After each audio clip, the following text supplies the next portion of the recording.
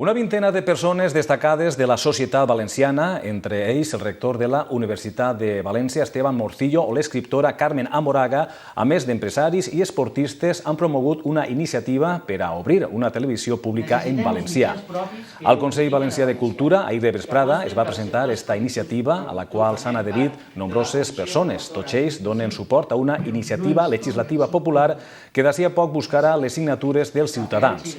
Perquè arribi a les Corts Valencianes i siga debatuda i votada pels diputats, primer haurà de comptar amb 50.000 signatures.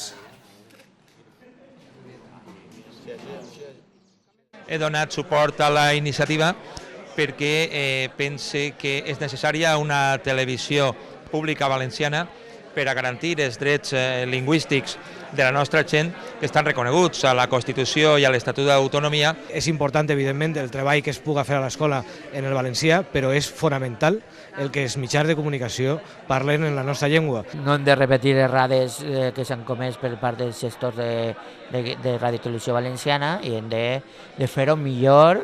Jo crec que els valencians podem, jo he de dir als valencians que tots junts podem, siguem de les idees que siguem i que es mereixem una televisió pública i en València.